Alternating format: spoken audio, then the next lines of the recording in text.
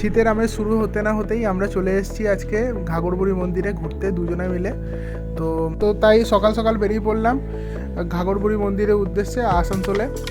আর এই যে ঘাগরবুড়ি মন্দিরের চত্বর, এটা তোমরা দেখতেই পাচ্ছ, এটা ঘাগরবুড়ি মন্দিরটা। মন্দিরের বাইরে থেকে আমরা ডালা কিনে নিয়ে এসেছি। আর এখানে দেখো বিয়ে হচ্ছে, আর ভেতরে অনেক জায়গায় বিয়ে হচ্ছিল। বাইরে থেকে আমরা ডালা কিনে নিয়ে এসে পুজো দিতে যাবো। আর বাইরে যেখান থেকে ডালা কিনলাম সেই জায়গাটা দেখাবো, সেই লোকটার কথা বলবো তোমাকে। ওই লোকটার ব্যবহার খুবই ভালো। আমার ফোনটা আমি ওখানে ফেলে চলে এসেছিলাম, ওখান থেকে আমাকে বলে ফোনটা দিল। তো আমি ভিডিওটার মধ্যে ওই জায়গাটার আর ওনার নাম্বার আর নাম আমি মেনশন করে দেবো। আর ওইখানে তুমি যদি বাইক রাখো ওখান থেকে তুমি ডালাও নিতে পারবে। আর বাইক রাখার জন্য কোনো এক্সট্রা চার্জও নেয় না, হেলমেটও তুমি ওখানে রেখে আসতে পারবে। লোকটার ব্যবহার খুবই ভালো। আর এইটা তোমরা দেখতে পাচ্ছ, পুরো মন্দিরের চত্বরটা এরকম। আমরা গেলাম, আমাদের তো খুবই ভালো লাগলো জায়গাটা, বিশেষ করে ওখানকার লোকজনদেরকে বেশি ভালো লাগলো।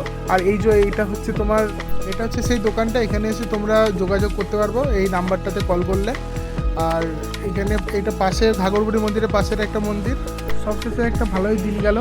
তো তোমরা ভিডিওটি লাইক করো আর চ্যানেলটিকে সাবস্ক্রাইব করে দিও।